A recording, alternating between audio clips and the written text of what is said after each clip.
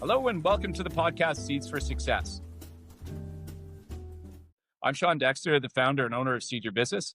We're a full-service marketing agency based in Ontario, and today we're very pleased to have one of our best and favorite clients with us. Luis is joining us today from Aumintec. And Luis, welcome. Thank you so much for inviting me, Sean. It's a pleasure. You are absolutely welcome. And we've been working now with Luis and his fantastic team at Aumintec for several months. And so today what we want to talk about is how we've worked together to accomplish some real significant goals and targets on the marketing side for Aumintec and really about what are we doing and how are we moving forward together between our team and the Aumintec team to achieve their financial goals over the next few years. Absolutely. Thank you, Sean.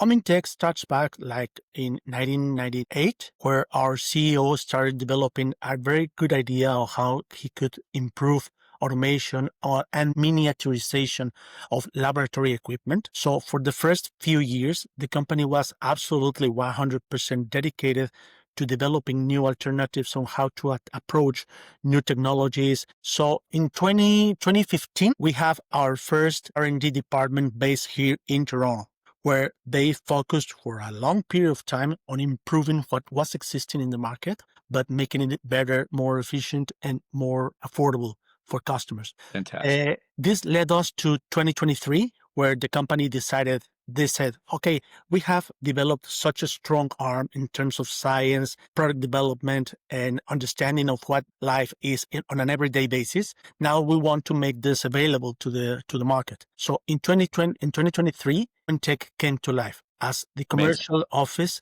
of this marvelous organization that had devoted its efforts until this time to research and development. Exactly. So Luis, tell us a bit about the actual products. Tell us what those products are and how do they work within Canada's business community now? So what do those machines provide? Sure. As of today, we are focusing our efforts in developing three family of products. One is qPCR, which is a technology widespread across laboratory settings, but we want to make it easier, faster, and more affordable. The second is liquid handling. Liquid handling systems are something that, as of today, some labs cannot afford yet, whether it be because of budgetary constraints or whether it be because they cannot modify their protocols in order for this type of technology to be included in their settings. And the last one is a strong family of products associated with nucleic acid extractors. So those are the main three families of products with which we are working with. But behind the curtain, we are developing a lot of technology associated to point of care, which will become the new absolute trend in patient care in the next years. And amazing. We are devoting lots of efforts in improving what we already have in our existing liquid handling systems. Fantastic. And now, who's using this equipment, Luis? Tell us a bit about your customers.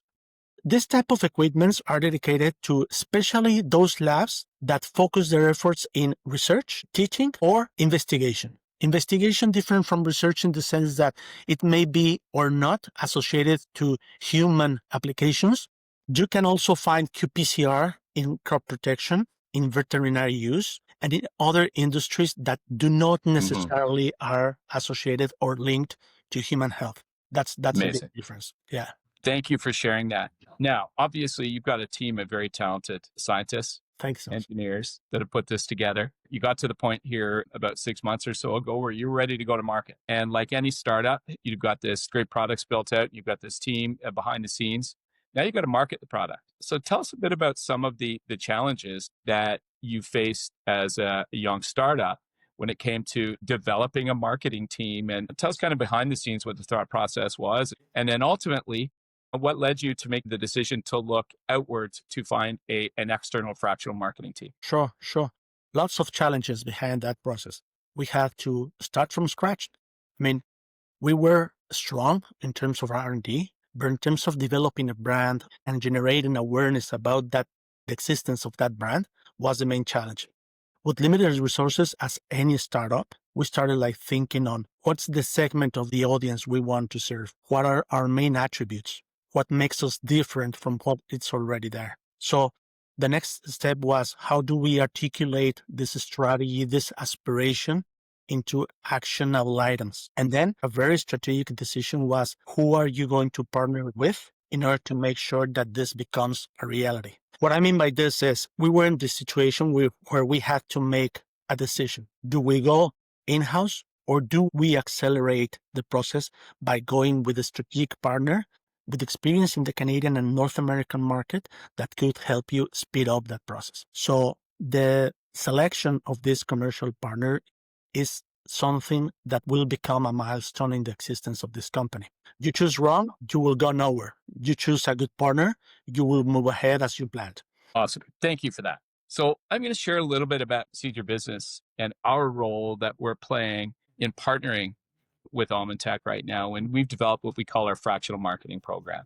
And we found a really important void in the market where there were a lot of companies like Aumintec that have the most talented teams and do a fantastic job of doing what they do best, but didn't necessarily want to go out and hire an entire marketing department in order to start to take that dream and those goals they had to market. And so what we've done on this is, we really look at each client by their needs.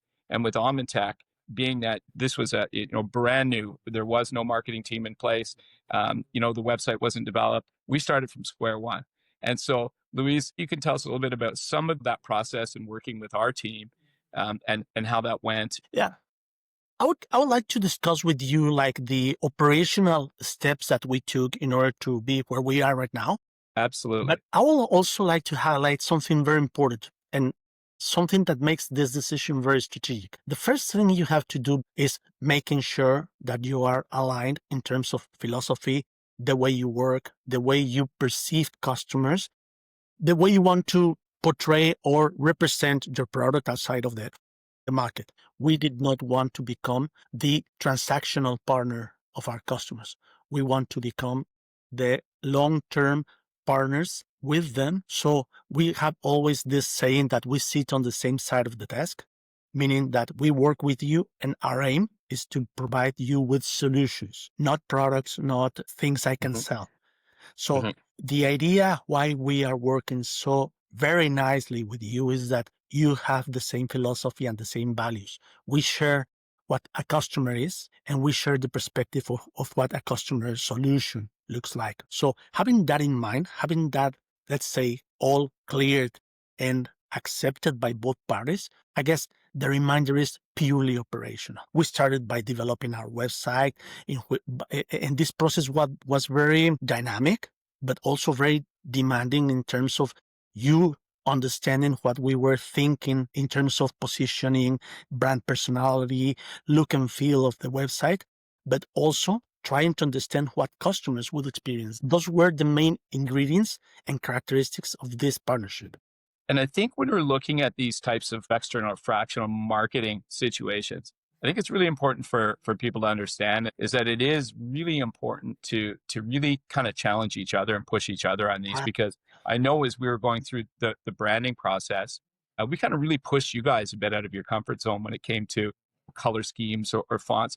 And then in turn, as we were developing early on, as we went through branding and the website, that was equal. And you guys really challenged us on thinking differently on some things. We really became a part of the team and really challenged each other through this process, which I think worked really well. Exactly, because from our perspective, there was no other way. We could not have gone this far, and we don't believe we can go any further if we don't have that implied trust in which I can tell you, I know you can go beyond, and where you can tell me, I know you can do better as well. Why don't you change this? The famous what if phrase, right?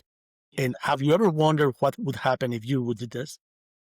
Yeah, exactly. I guess there's where the value added process starts, right?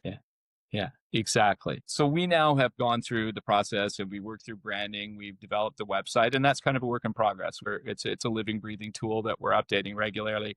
We've developed product catalogs and brochures, trade show booths. We now have moved on to the next stage of this, which is really pushing growth. So right now we've got campaigns running actively on Google, LinkedIn, and as well, we're developing our own podcast that we're going to be running with the team, so that you really can showcase, much like we're doing now, the work that you're doing and really highlighting some of the customer scenarios. So tell me a little bit about this podcast for you and really what you want to achieve with it. It's part of our differentiation strategy. I mean, we are competing in a very crowded market where very big companies are taking and defending their fair market share. We want to make sure that we become the boutique company for this very special needs that research and development require. That's the main factor we have to make sure people are aware of. And the podcast comes in a very nicely timing because how do you share your philosophy? How do you share your point of view? How do you share your perspectives outside of these technology resources that we have right now? Right? Exactly. And we're in a very noisy, crowded marketplace, right? It doesn't matter Absolutely. what you're offering, whether it's a service or whether it's a product. And I credit you for doing that because the one thing that we've learned in working with Aumintec is you're not afraid to push yourself outside of your comfort zones and really do things differently and unique. And I think that's going to work out really well for you. So Yeah, tell me, what does your future look like? What's in the works for the next few years? this is just getting started. There are a lot of unsatisfied needs in this market. Regardless of how crowded it is, we have identified certain profile of customers that just don't feel comfortable with what's out there presently. They require more personal assistance. They require someone to talk to, someone that is able to understand where they are and where they are heading to. So, given the fact that we are not that huge bureaucratic organization, we are able to be very flexible.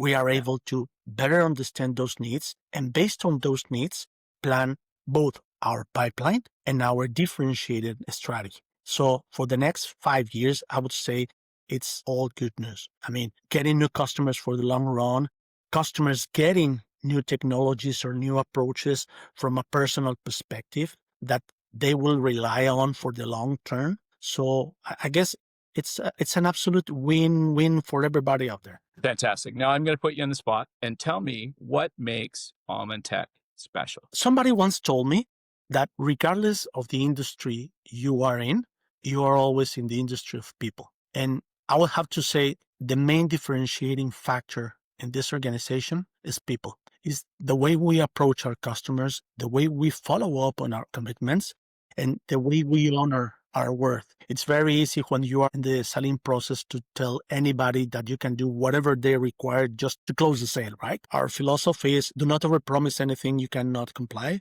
but honor everything you have said you would be doing.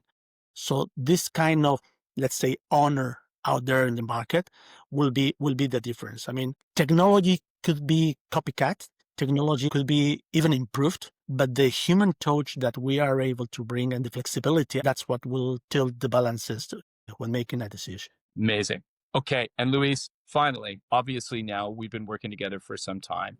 Just tell us about how you feel the experience of working with an external marketing team has been, and honest answers, and really, what you would recommend to others in this position. Does it make sense for others to look to this model? I would say depends a lot on the situation you are currently on and the situation you want yourself to be in the next future. When I think about working with your team, the first word that comes to my mind is comfortable.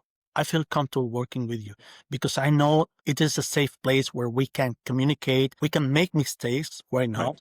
We can try, we can do things in a different way, knowing that we are talking about the same objective.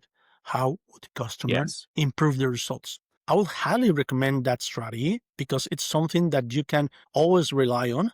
If I had to say that we are very interested in giving our service a very personal touch, I guess that's what we are getting from you. Hey, listen, thank you very much, Luis, for joining You're us welcome. on this inaugural podcast. And we look forward to having you on again and also working with you It'll be on my pleasure. Aumintec's own podcast. We'll be hitting YouTube very soon.